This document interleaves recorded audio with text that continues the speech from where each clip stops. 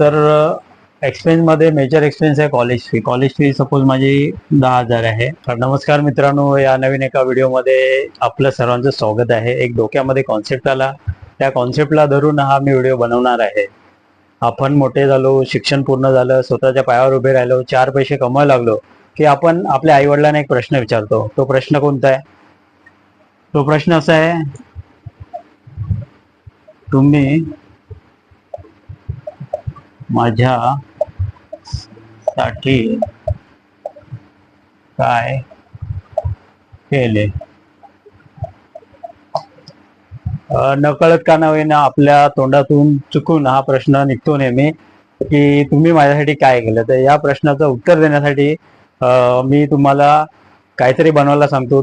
ते बनवण्याचं उत्तर देण्यासाठी मी तुम्हालाच शिकवणार आहे जीवनाचा प्रॉफिट अँड लॉस अकाउंट आणि बॅलन्स शीट कशी बनवायची. तर आपल्याला बनवायचं आहे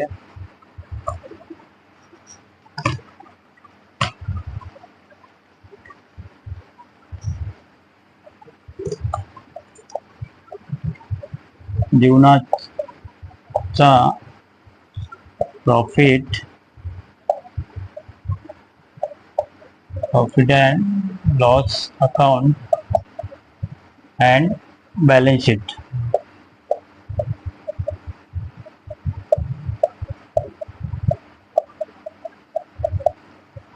तर आज आपल्याला या व्हिडिओमध्ये बनवायचं आहे जीवनाचा profit and loss account and balance sheet.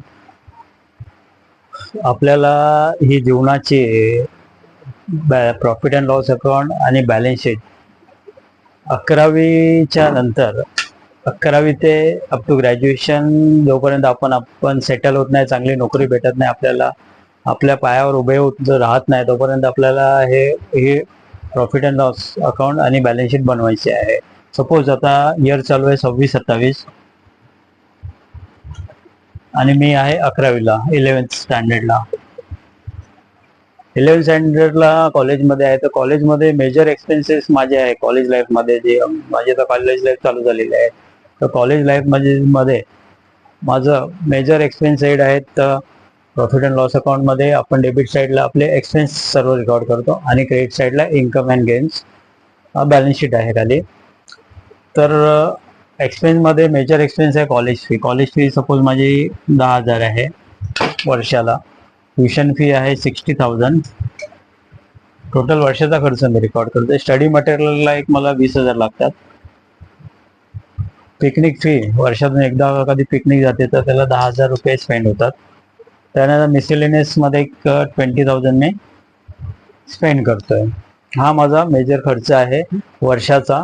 11वीला शिकत असताना हा माझा टोटल खर्च आहे. खर्च होते टोटल 10 आणि 60 70 आणि 2 90,000 90 आणि 100 20 1,20,000 टोटल खर्च झालेला आहे माझा ह्या वर्षासाठी. तर हा खर्च कोण प्रोव्हाइड करतो? तर आपल्याला हा टोटल खर्च आपले पॅरेंट्स प्रोव्हाइड करत असतात. तर त्यासाठी मी एक बॅलन्स शीटमध्ये आयटम क्रिएट करतो, लोन फ्रॉम पॅरेंट.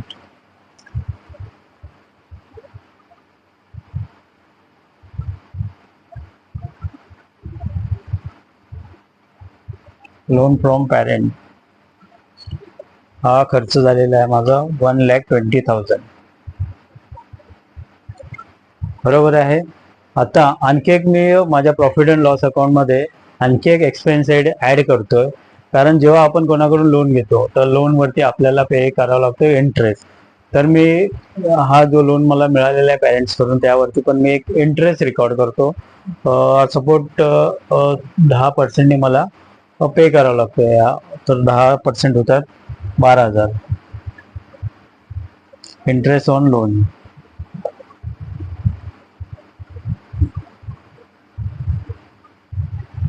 तर आता माझी फायनल अमाऊंट होते एक्सपेन्सची एका वर्षासाठी 1,32,000.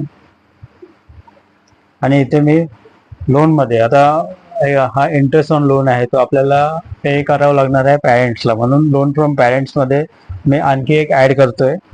तर इंटरेस्ट ऑन लोन 12,000 रुपये.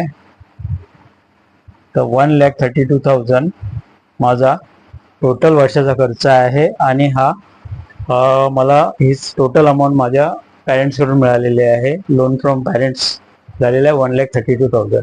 आता मला फायनली माझे बुक्स क्लोज करायचे आहेत, प्रॉफिट अँड लॉस क्लोज करायचा आहे. म्हणजे हा माझा सर्व एक्सपेन्स सेट झालेला आहे, इन्कम 0 आहे. तर हा माझ्यासाठी 1,32,000 लॉस आहे. तो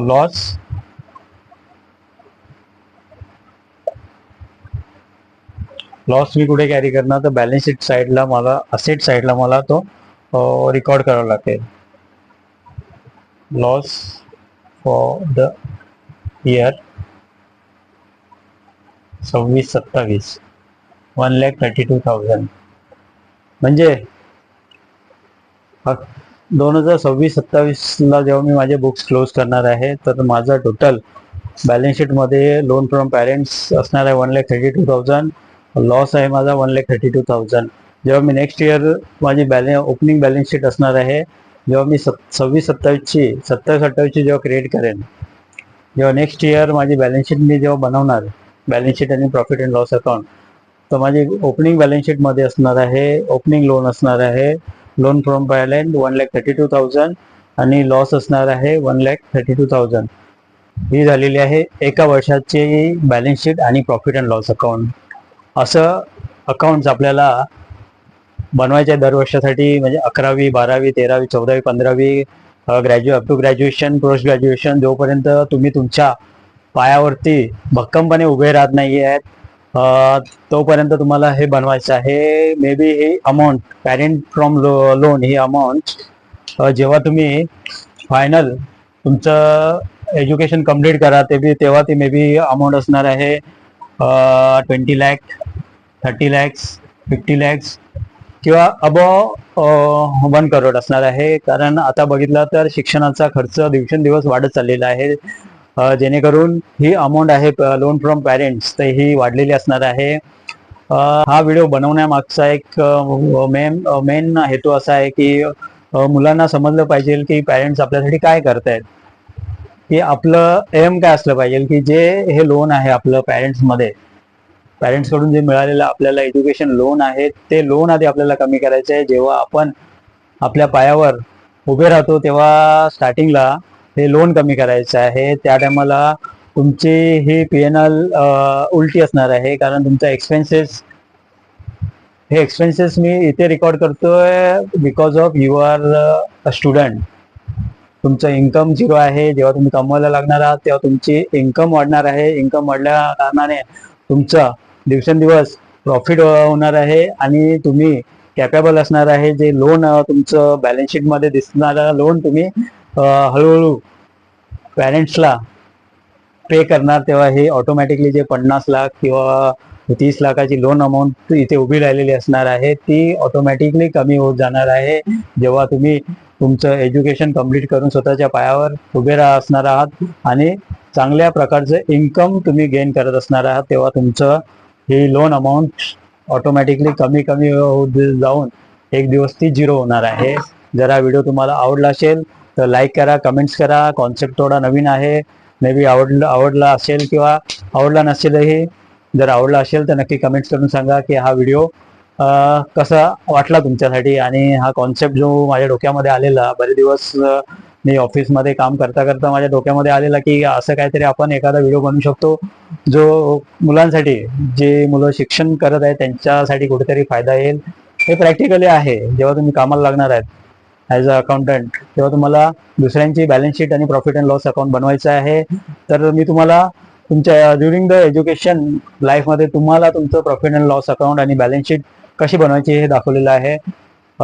जी मुलं आर्ट्स किंवा कॉमर्स सोडून इतर फॅकल्टीमध्ये असतात किंवा स्ट्रीममध्ये असतात, म्हणजे सायन्समध्ये असतात, ते आपलं हे प्रॉफिट अँड लॉस अकाउंट वेगळ्या पद्धतीने मेंटेन करून, वर्टिकल फॉर्मॅटमध्ये मेंटेन करून तेही थोडंफार रेकॉर्ड ठेवू शकतात की आपण जेव्हा शिक्षण घेत असतो तेव्हा आई वडील आपल्यासाठी काय करत असतात. चला तर बाय, भेटूया आपल्या नवीन व्हिडिओमध्ये.